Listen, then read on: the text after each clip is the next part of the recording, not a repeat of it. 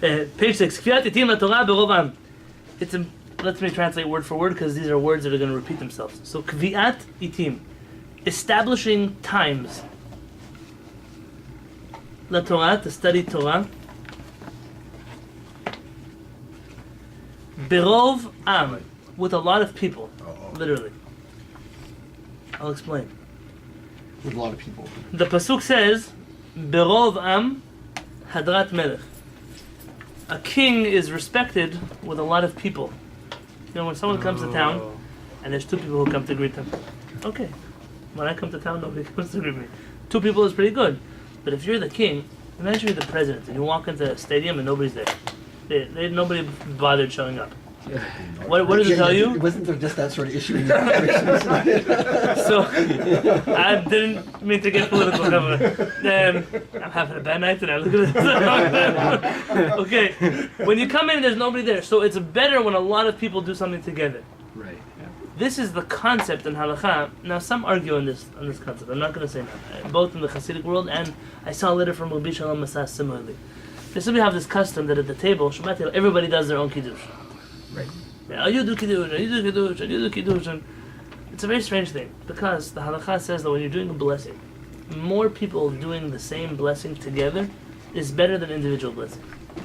It's like one person making a blessing is a private praise of Hashem.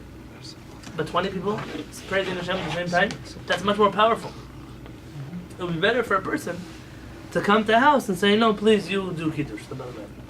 The only time I agree to do kiddush on my own, 2 different situations. One is where the people don't stop bothering me until I do kiddush, and then what do?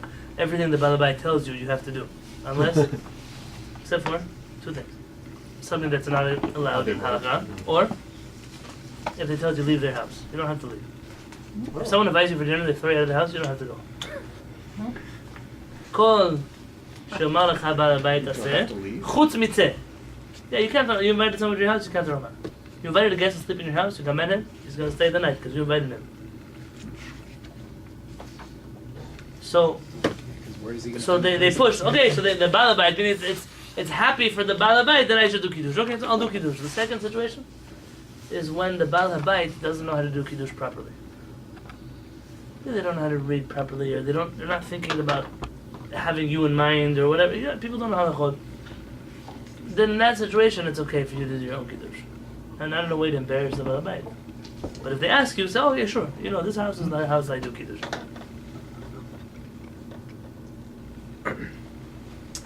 So hey, afal pi, even though shegam halomed Torah levado, that even he halomed who studies Torah on his own, Torah levado on his own, hari hu mekayem mitzvat aseh, he fulfills a biblical commandment shel Talmud Torah, of Torah study. So even a person who studies on his own is getting the mitzvah of studying Torah. Mikol makom, in any case, ra'ui yoter, it's more proper, lilmod Torah b'chavura, to study Torah in a chavura, in a group. People in English like to say chabura, they call it. Chabura in Hebrew is a bruise. Chavura in Hebrew is a group. Same spelling, 2 different words.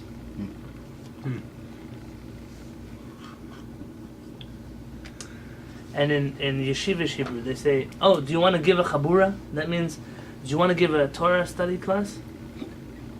And whenever you say that, it really means, do you want to give someone a bruise? Like, you want to go beat him up? That's so, very different meanings in Hebrew. Yeah, anybody did this? Sure, I've seen it before. An American yeshiva person will ask an Israeli if they want to give a chabura. And then they're like, are you crazy? Why should I beat him up? I don't even know him. Well, so where do we derive a chavruta? Because this would almost seem like maybe a chavruta is not a good idea. Why not, like try to, like in yeshiva, why break up into pairs? Why not break up into sextuplets? There's like a midrash or like a Talmud, in the Talmud it tells us about like 10 is good, but then it goes down like all the way to 1. Right. Chachamim speak about numbers. Chavruta is for a different kind of study. For example, a A chavruta is when, let's say you are a Talmid Chacham, you need to study something, a halakha, you're learning halachot. It's not the kind of thing that's done in public, because not everybody's on the same page. Not everyone is planning to be a rabbi who's giving those halachot, and so it would be not proper in a group session. It could also be there are certain things that are not modest to speak about in a group setting. They're better to be spoken to one-on-one, two and two. Some people make this mistake. There are things they speak about, and it's about modesty, but it's immodest to speak about them the way they speak about it. So they're losing the whole point for it in the first place. Chavruta, imagine it's for a more rigorous kind of study. You're studying with Chavruta, it's a back and forth, give and take. Studying Torah in a group is like for covering, let's say a covering ground, a parasha class, a daf yomi class, a kollel class. And if we were now going to say, you know what, we have to write a thesis on halakha hey over here, I would say split up in the groups, everyone take a halakha, write a book. But it's not the goal of what we're doing now. The Kabbalah suggests the reason why people study Torah in pairs of two is because the Torah was given in the month of Sivan. The month of Sivan, I don't know anything I'm talking about. I'm just reading to you from the Kehillat. The Kehillat says that the month of Sivan is the Jewish month of twins. They have a word for it in English. Gemini, very good. And therefore the Torah was given to be studied in pairs, not alone. So I believe it's a different kind of Torah study. It's Torah study which is done in groups. Why is it, what was given in Sivan? The Torah. The Torah, okay, that's right.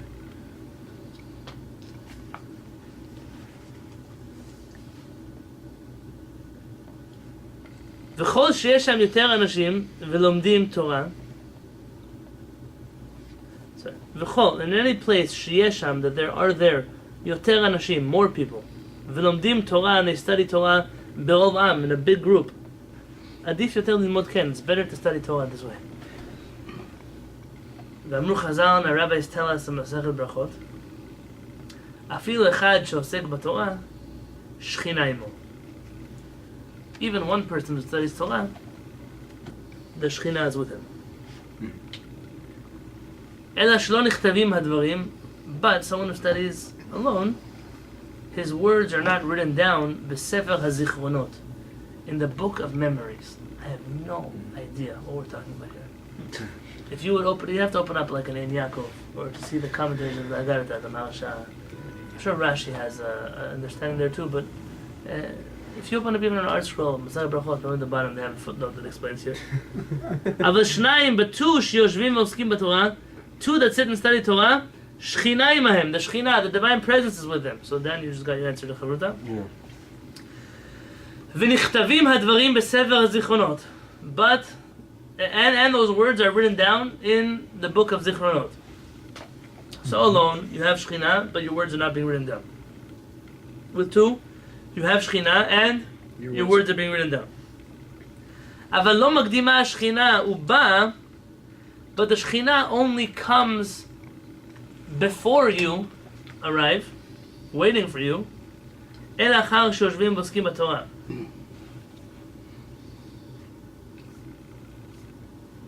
The Shekhinah doesn't come and wait for you until you start learning Torah. So if you're studying alone, you're studying with two people, the Shekhinah waits for you to start and then they come. אבל 10 שעוסקים בתורה, but 10 who study Torah.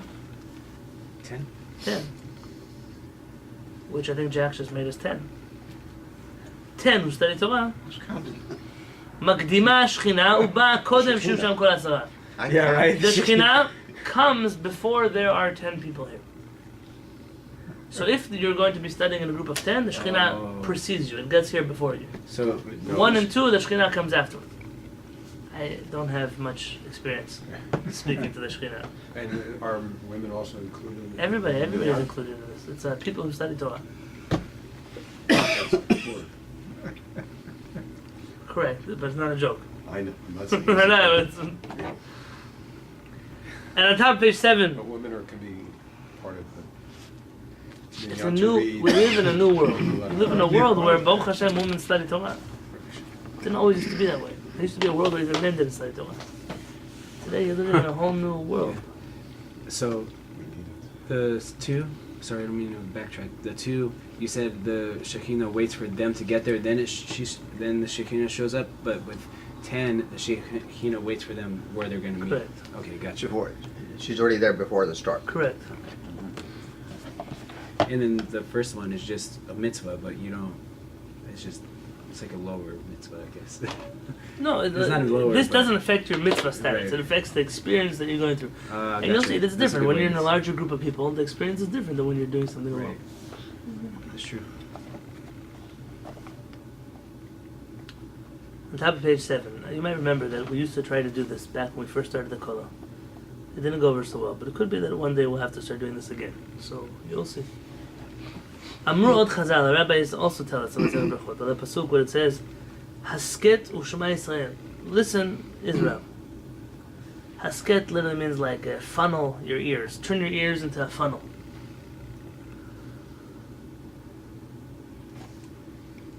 Asu kitot kitot. Make, what are kitot? Cheers. Kita Aleph, class. Kita Bet, classes, very good. Meaning make groups and groups. Split yourself up into groups. V'asku b'Torah, and delve into the Torah. Lefi she'ena Torah niknet ele b'chavura. Because the Torah is only acquired through a chavura, through a group of people who study together. V'amu od sham, and our rabbis also say there.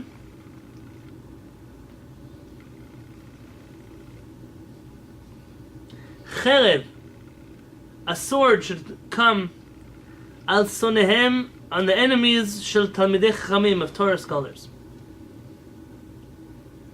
Bilshon sagi nahor, it says in the parentheses. That's clean language. What do I mean clean language?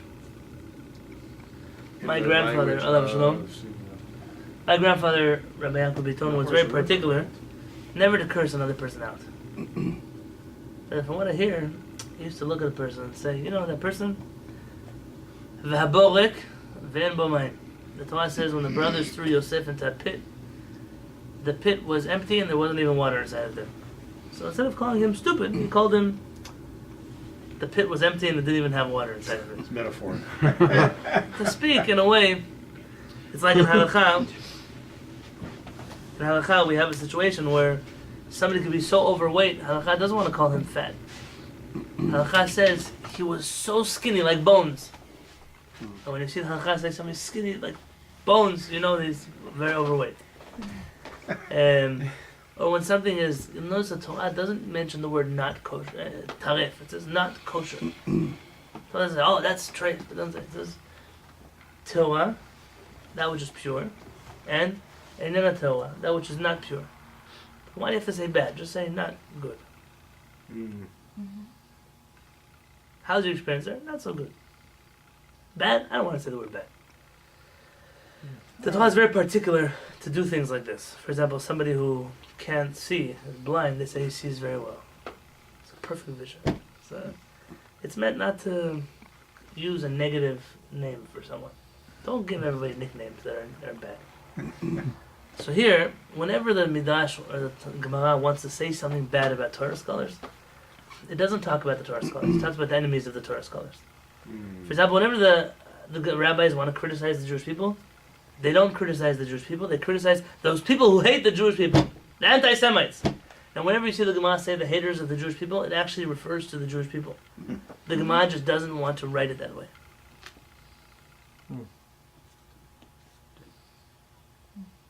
So now here, a sword should come on those who hate the Torah scholars. Who's it talking about? The Torah scholars. Yeah. Shioshvim bad bevad, that they sit, in parentheses, klomar levadam, they sit alone. Ve'oskim b'Torah, they sit alone and they study Torah on their own. Because they're too good to study with everybody else. Because my Torah study is more important. V'lod, if that's not bad enough that a sword should come on them, ela shemitapshim. The root of this word, close. How do you say a stupid person in Hebrew? Tipesh? Very good. Mitapshim is the verb of being stupid. Not only should a sword come on them, they become stupider from studying Torah on their own. More stupid. Because you only have your own understanding to go on. Correct. V'lod, if that's not enough, ela shechotim, they're considered sinners for studying on their own. That's too much. So basically, study Torah with other people. Okay, this is a good thing to do. ואמרו עוד בתנא דבליהו, and our rabbis in the book Tanad V'Eliyahu, written by Eliyahu Navi. If it's allowed, go by yourself, study Torah. You're allowed to study Torah on your own. The idea is like, don't just exclusively study Torah on your own. Don't be too good for everybody else. Oh. Yeah, no. If you all decide to cancel the Torah study you do on your own, don't cancel it. Just make sure you keep coming to Kollel. That's a great marketing line. ואמרו עוד בתנא דבליהו, and the rabbis further said in תנא דבליהו, שהקדוש ברוך הוא נושא פנים לישראל. That Hashem is, what is נושא פנים? Something of face. Very good. You guys know Birkat Kohanim? Yivarecha Adonai v'yishmerecha. May Hashem bless you and protect you. Ya'er Adonai panav v'lecha v'yichoneka. May Hashem shine His light towards you and guide you. Yisa Adonai panav v'lecha. Hashem should favor you in His eyes, meaning show you His face. When you don't want to talk to somebody, you show them your back. When you want to talk to them, you show them your face. May Hashem choose you as His favorite. May He choose you, may be biased towards you. V'yasem l'cha shalom, and He shall bless you with peace. The rabbis quote in the Gemara. What does it mean? Yisa Hashem panav elecha. Hashem will favor you. It says that it's forbidden to show favoritism. So rabbis give a number of answers why Hashem shows favoritism to the Jewish people, even though He promised He's not allowed to show favoritism. And one of the reasons the Gemara gives, שהקדוש ברוך הוא נושא פנים לישראל, that Hashem shows His face to the Jewish people, מפני, because שיושבים, that they sit down, אגודות, groups and groups, ועוסקים בתורה, and they involve themselves in Torah study. So one of our redeeming character traits is that we sit and study Torah. There's a song that is sung in the yeshiva world in Shavuot. Many yeshivot, not the yeshivot, many yeshivot. It's an Ashkenazi song, an old song. And everyone used to think that it was from the Zohar because it's written in the Aramaic of the Zohar. But they went to ask Rabbi Chaim Kanievsky, who wrote the song. And he goes like this. You know Rabbi Chaim Kanievsky? They said, he scans. It's not in the Tanakh. It's not in the Mishnah. It's not in Talmud Bavli. It's not in Talmud Yerushalmi. Oh, he doesn't know where it's from. But the Jewish community attributes the song to either to one of two people. Either to Rabbi Meir Shapira of Lublin, which was the founder of the Daf Yomi movement, from Yeshivat Chachmei Lublin, which most likely it is from him. Some say it comes from the Vilna Gaon, from Lithuania. Regardless, they wrote the words as if it was a part of the Zohar, but it's not. And the song says, Kad Yatvin Yisrael, when the Jewish people sit, Vaskin B'simchat Torah, and they sit and they delve into this joy of Torah study. When the Jewish people sit down like now and they're enjoying to study Torah. Kucha Brichu Omer Lepamal Yadile, Hashem calls His heavenly celestial angels together, all of the beings in heaven, His entourage. That's literally His entourage. Ve'omer, and He says, Chazu, Chazu, look, Banai Chavivaya, my precious children. I have to remember the song. The Mishtakhin Mitzara Dile, that they get rid of, they ignore, they put aside their own problems, their own life issues, their own struggles, their own worries, their own bills, their own, whatever problems they're having. And Ve'oskim Bechedvata Dili, and they delve into that which makes me happy. That's the song. Look at my children who are studying Torah. They, for the time they study Torah, put aside all of their worldly problems, and they deal in something that makes me happy. That's what Hashem tells the angels. When you study Torah, it's an unbelievable thing that we do. You don't just affect yourself and people's out Torah study, it's all about you, it's not just about you. The whole world rests on the shoulders of the people who study Torah. We say it in our Kaddish. What is it in Kaddish? Rabbi's Kaddish. What does it mean? It's not because the rabbi says the Kaddish. We bless in there.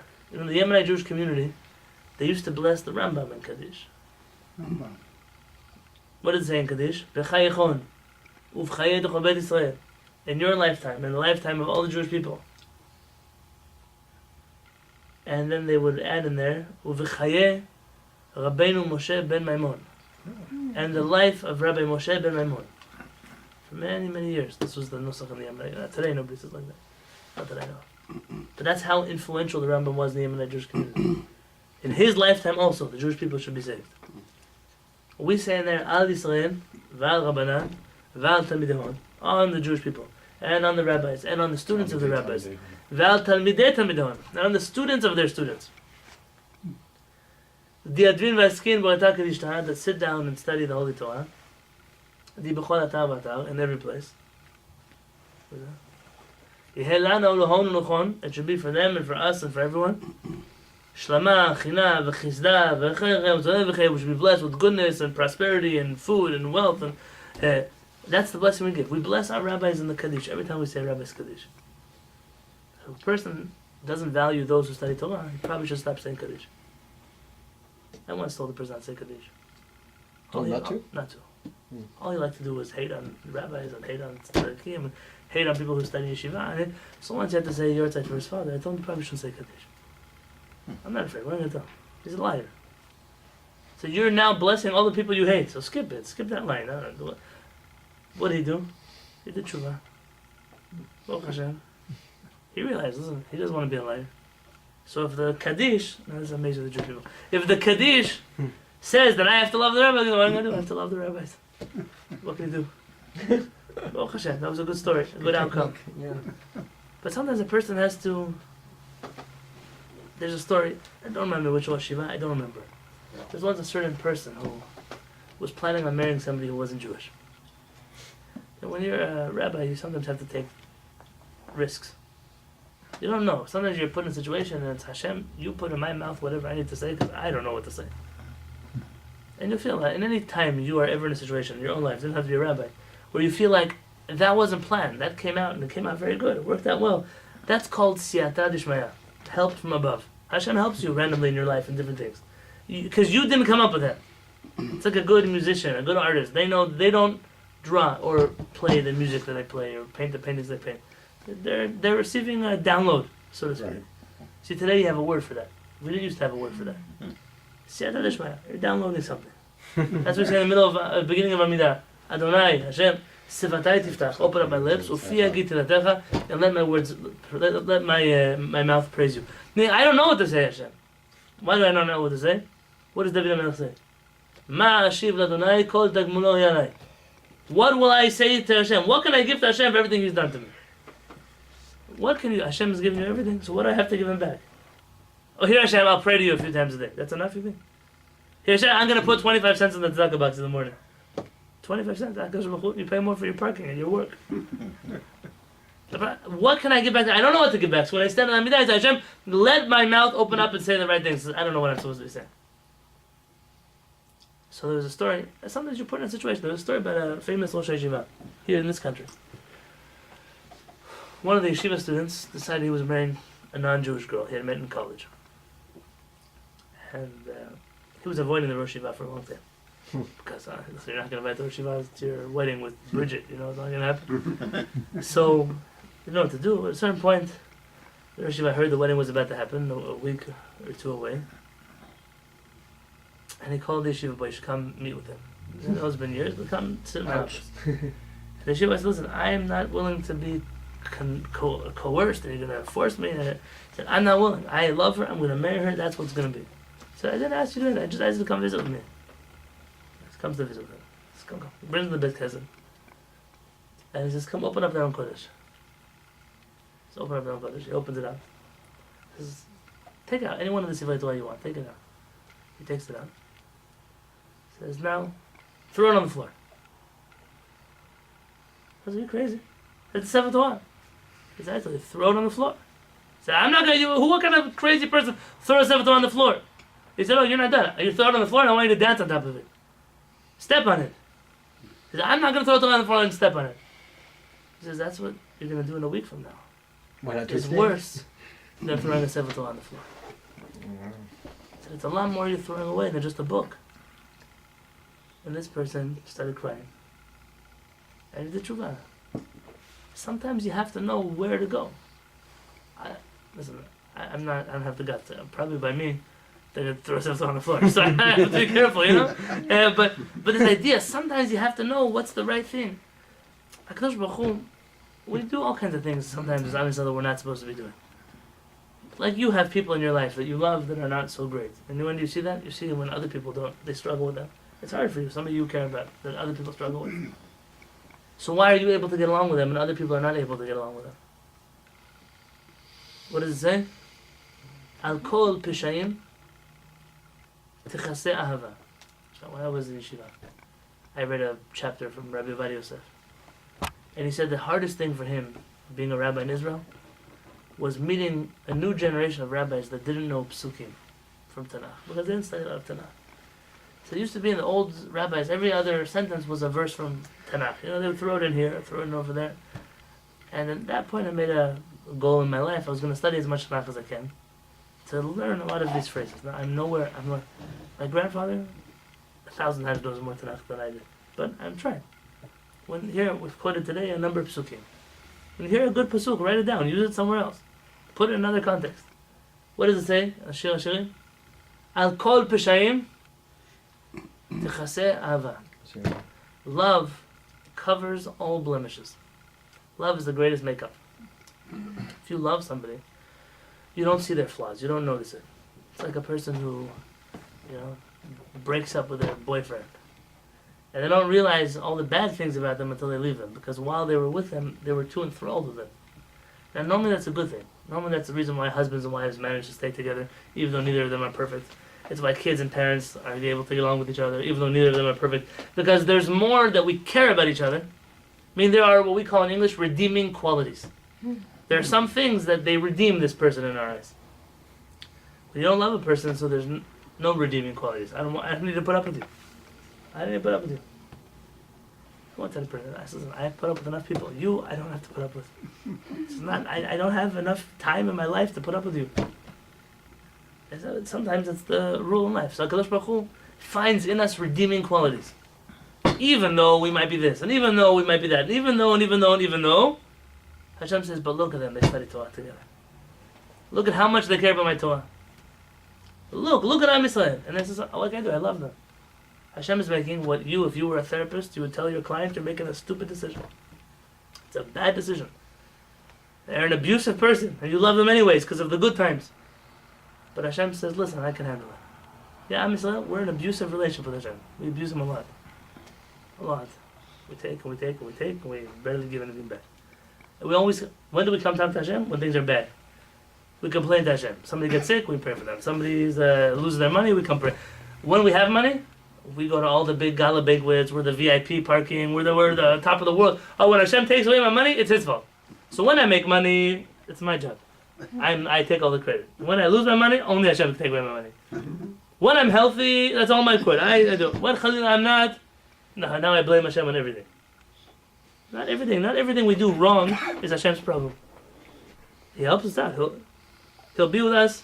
B'chol tzar v'tzar, and every suffering that we suffer, Hashem is there. But to know sometimes that Hashem does so much chesed with us. It's a free chesed because we don't even deserve what Hashem does with us. The story of Egypt, leaving Mitzrayim. You think about the story. It's a people, the Kabbalah say we're on the 49th level of Tumah. I don't know the difference in the 49th level and the 37th level. I'm not sure what the different levels are. It was pretty bad. We had nothing to do with Hashem. The Jewish people are not even sure the Torah is going to be given on Mount Sinai. You understand where we're at? Like we're in a whole different place. And Hashem does miracles for us, takes us out, splits the sea, 10 plagues, incredible things. For what? What did we do for Hashem that we deserve all of that? And the answer is we don't. And when someone says, can I do you a favor? It's better for you to say, can I pay you for it? Yeah. Why? How much is it going to cost you? $50? Pay $50 because you can never pay back a favor. It's almost impossible to pay. A person will give you a little nothing, and the rest of your life they're going to think, I made a mistake. When I moved into San Diego, I got married, someone gave me something, a piece of furniture for my house. And I don't have it anymore. But they gave it to me. And I see this person once every year or so.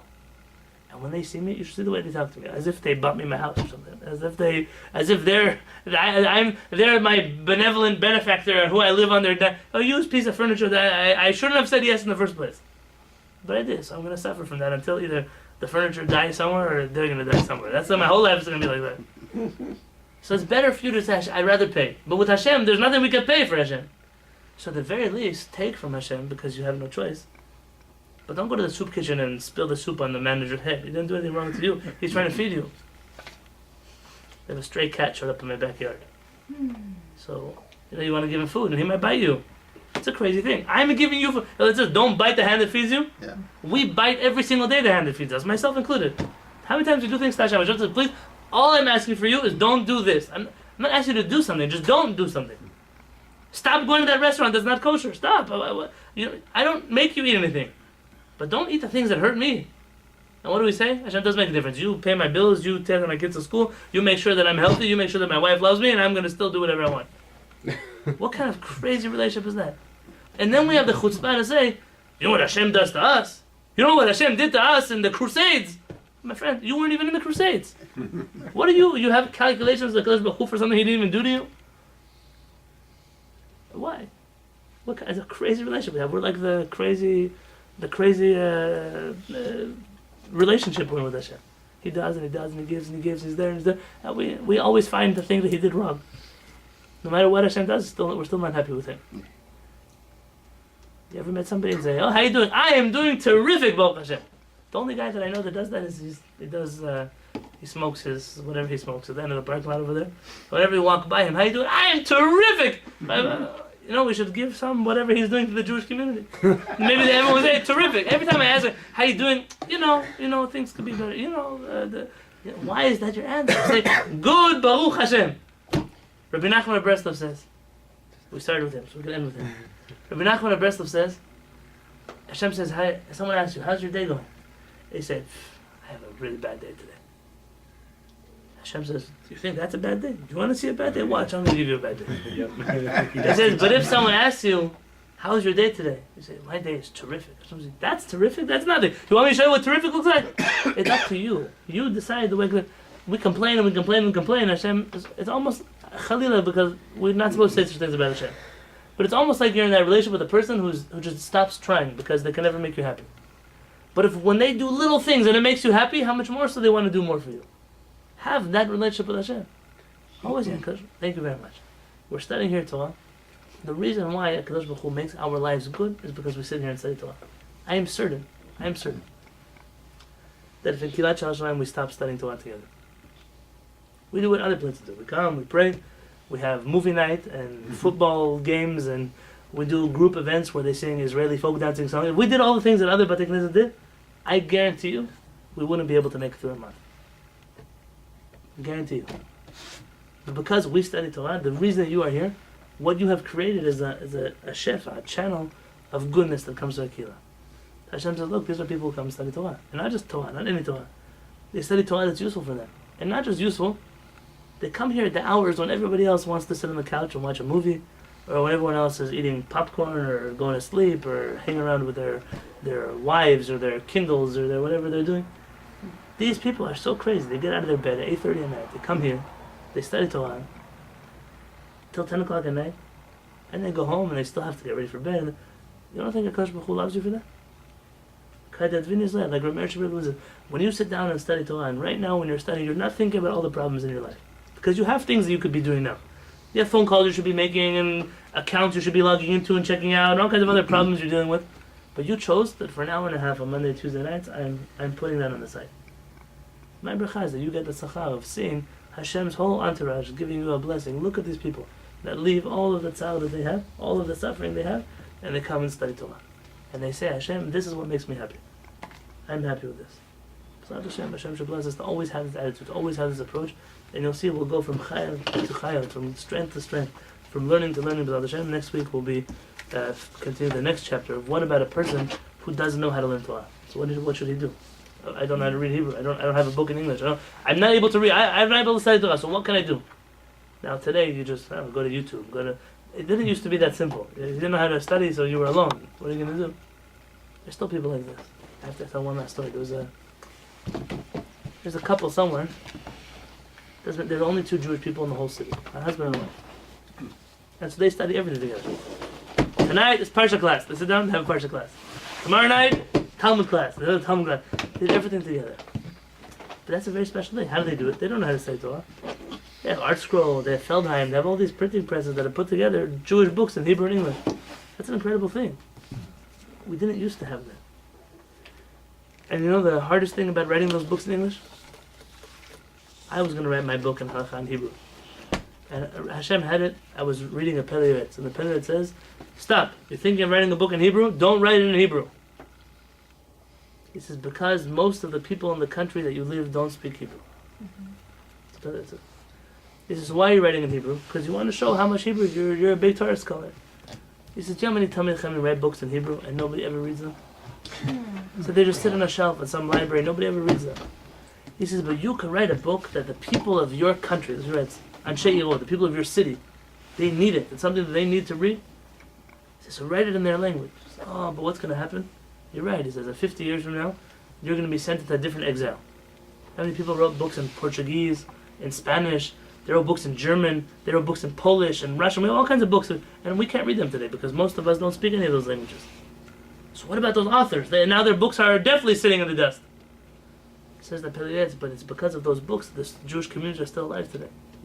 He said, and so even though the book might be sitting in the dust, but you have many more merits than just the book. You have now the merits of people who are still alive and learning books. So that's the calculation. So to those people who work at Art Scroll and Feldheim and Koren and all the other printing presses that print in dual languages, they might think, what's going to happen when all the Jews make Aliyah? They're not going to speak English anymore. I don't know, but it's because of you that all the Jews went back to Israel. That's the reason why you're doing what you do. They shouldn't give up on it. They should keep doing it.